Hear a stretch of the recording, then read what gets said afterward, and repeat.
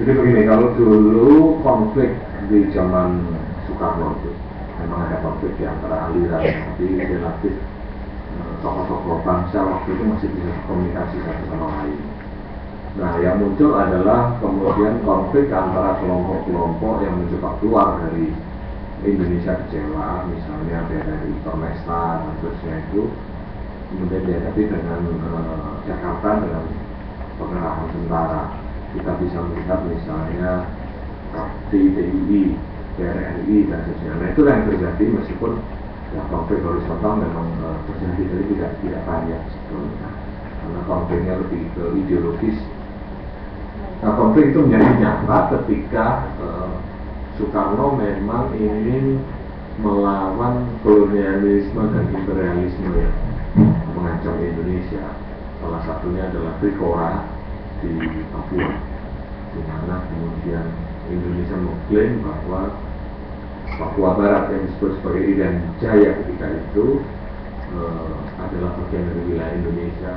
Nah, ketika itulah kemudian mulai dilakukan operasi-operasi intelijen dengan melibatkan masyarakat setempat sehingga muncul konflik yang sifatnya horizontal.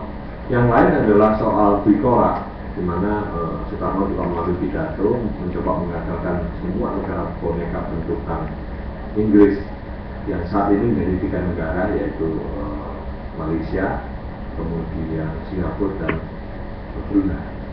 Nah, ini dulu coba dilawan oleh Soekarno dengan cara mengirimkan sukarelawan yang kemudian didukung oleh KKO ya, Korps Komando yang sekarang jadi Marinir itu dulu adalah pasukan elit nomor 1 di Indonesia. Nah, pasukan ini memang dibekali cuma one way ticket yang termasuk menyusup ke daerah-daerah yang nanti akan menjadi operasi-operasi tempur ini, dan mereka menyamar dengan menggunakan nama-nama setempat.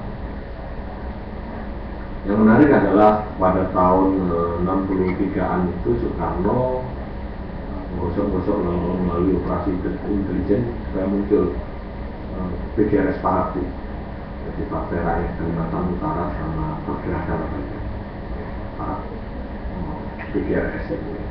Nah, mereka kemudian didukung sebetulnya oleh sukarelawan dari mana-mana, terutama orang-orang Dayak dan Rusia, dan orang-orang itu nanti penting disebut di sini kan ada 12 ton anak-anak dari Nanyang. Nah, mereka ini tugasnya adalah pertama mengajak masyarakat di sana, mempengaruhi masyarakat di sana untuk menyatakan lebih baik bergabung dengan Indonesia, atau mereka mendirikan negara sendiri daripada mereka menjadi bagian dari persemakmuran Commonwealth di bawah Inggris, kira-kira begitu. Demikian juga yang di Timor Portugis itu orang-orang dari Macau sana itu saya mendapatkan keterangan ini ketika saya wawancara dia masih hidup, bahwa kita ditugaskan untuk ke Macau dan biasanya untuk menemui orang-orang keturunan Tionghoa yang di Timor Portugis, karena mereka punya keluarga besar di Macau, dan mereka mencoba membentuk semacam nanti kelompok-kelompok masyarakat yang ingin bergabung dengan Indonesia. Nah, mereka dituduh komunis. Nah, seringkali dalam operasi militer itu mungkin tentara Indonesia membawa kayak lama Palu Arit, gambar Mao Zedong, dan kalau ada korban kemudian diletakkan di jenazah itu dan mengatakan bukti kan ini kelompok komunis karena ada simbol-simbol. Nah, kita bisa melihat bahwa operasi penumpasan PGRS Paku akhirnya memang tamat pada sekitar tahun 73. Jadi tahun 66 dilakukan operasi bersama untuk menjemput kelompok-kelompok yang sebenarnya pendukung Soekarno, baik orang-orang yang ada di Sarawak maupun tentara-tentara kita maupun sukarelawan. Nah, tentara itu adalah KKU yang paling banyak mati, dan mereka berjuang di hutan dengan one way ticket yang mereka tidak punya kesempatan untuk pulang. Yang lain adalah kalau kita lihat ini memicu nanti munculnya konflik yang sifatnya horizontal karena terjadi kekosongan. Waktu itu pedagang-pedagang perantara ini kan orang-orang keturunan Tionghoa, khususnya di Kalimantan Barat ya dan Kalimantan Timur, itu adalah mereka menjadi penghubung antara masyarakat yang ada di pedalaman yang budidaya rotan dan seterusnya, kemudian menghasilkan tanaman buah dibawa ke kota. Karena terjadi kekosongan, karena orang-orang Tionghoa ini dilakukan satu operasi yang nanti sebenarnya ini adalah operasi intelijen. Ya, jadi RPKD menggunakan cara untuk memecah persatuan di antara orang-orang keturunan Tionghoa yang diduga menjadi pendukungnya PKS Paraku ini dengan kelompoknya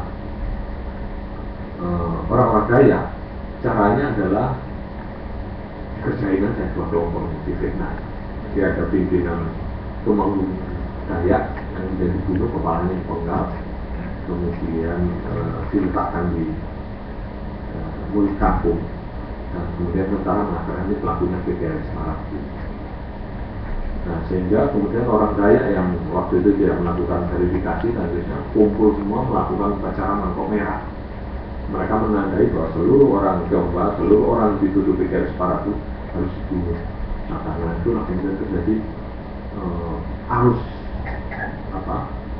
pengungsian besar-besaran dari orang-orang Tionghoa yang ada di pedalaman menuju ke kota Pontianak, ke kota Singkawang dan kota-kota pantai.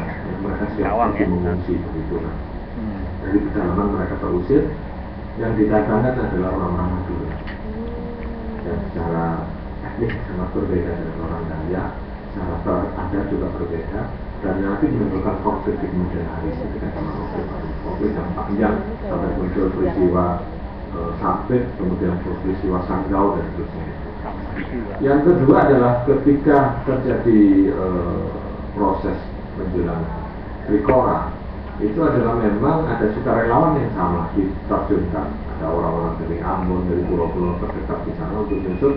Sebagian juga operasi intelijen di mana tentara berpakaian sipil menyusup ke sana dan mempengaruhi penduduk setempat, dan orang-orang ini disiapkan nanti untuk kalau terjadi di dalam perundingan kemudian diberikan opsi untuk melakukan semacam referendum, orang-orang ini menjadi agen-agen yang nanti akan mempengaruhi masyarakat secara besar.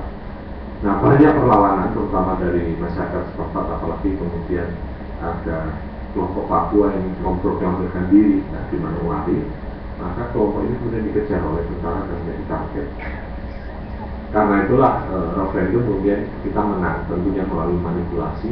Jadi menurut saya, apa yang pernah dilakukan dengan model operasi intelijen penyusupan dan sebagainya di dalam modelan itu kemudian menjadi semacam babok, ya, contoh yang kemudian digunakan oleh Pak Harto di zaman Orde Baru supaya metode yang efektif.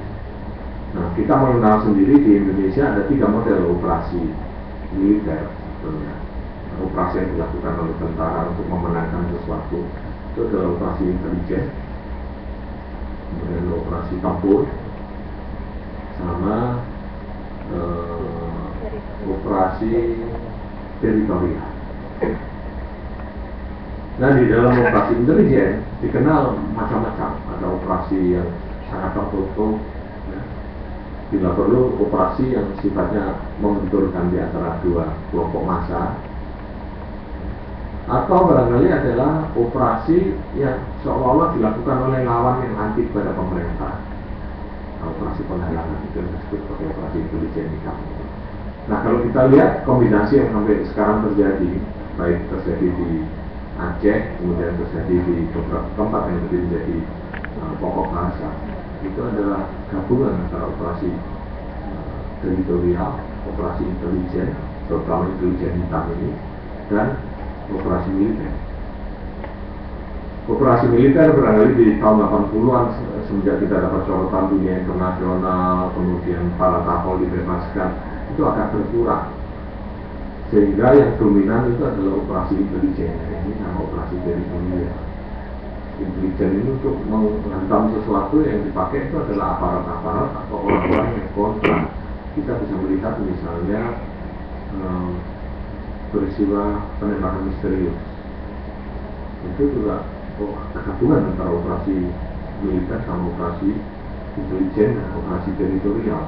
Jadi untuk menimbulkan efek ketakutan masyarakat, maka bukan tidak mungkin agen intelijen ini pelakunya. Nah, setelah masyarakat muak dan terusnya didorong, oke, kalau gitu butuh operasi pemberantasan kejahatan. Nah itu kemudian militer pelakunya mendapat support dari masyarakat. Nah, operasi intelijen khususnya kalau kita bicara tentang intelijen hitam selalu begitu. Dan itu terjadi di banyak tempat, ya, di banyak kejadian.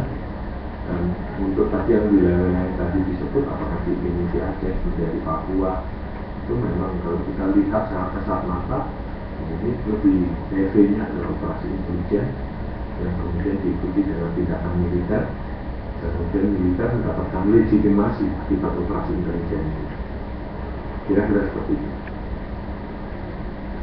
Saya kira TNI sudah reformasi diri ya, tapi cara kemudian struktur operasi segala macam ada cara yang lain.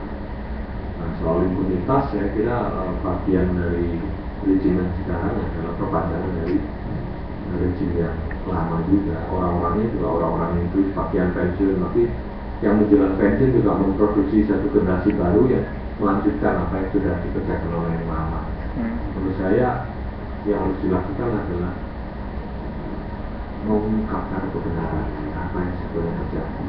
Dengan cara pengungkapan kebenaran itu kita bisa meminta kepada orang yang pernah melakukan atau pemerintah menjamin bahwa peristiwa itu tidak terulang. Karena itu aib untuk kita bersama. Itu adalah kejahatan untuk para korban. Nah, menurut saya tidak ada jalan lain mengungkapkan kebenaran itu. Apa yang terjadi di balik sejumlah pelanggaran-pelanggaran HAM yang berat, apa yang terjadi di sejumlah operasi intelijen, kita tidak pernah tahu. Semua kekerasan yang sekarang didiskusikan atau mencoba dilacak kembali oleh teman-teman KPK itu sumbernya adalah dominasi kekuatan militer di Indonesia melalui konsentrasi mereka untuk menguasai ekonomi. Dan itu awalnya adalah ketika nasionalisasi perusahaan-perusahaan asing di bawah kendali TNI ABRI ketika itu.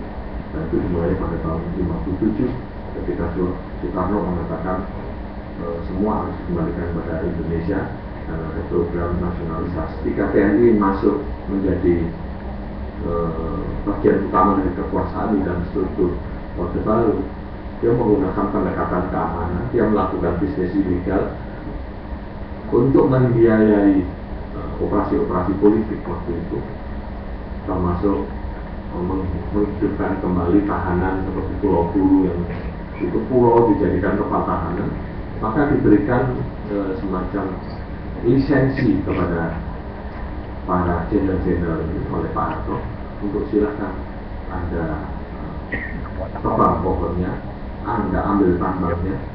Yang penting adalah penjarahan untuk orang-orang politik yang berafiliasi pada Soekarno. Nah, karena itu kemudian muncul penguasaan kepada aset-aset yang sebetulnya adalah kekayaan yang harus dikelola oleh negara untuk kepentingan kemaslahatan masyarakat secara umum. Nah, menurut saya KPK yang perlu dilakukan oleh teman-teman ya adalah bagaimana mengajak masyarakat untuk mempertanyakan lagi semua bentuk kekerasan yang pernah terjadi di negeri.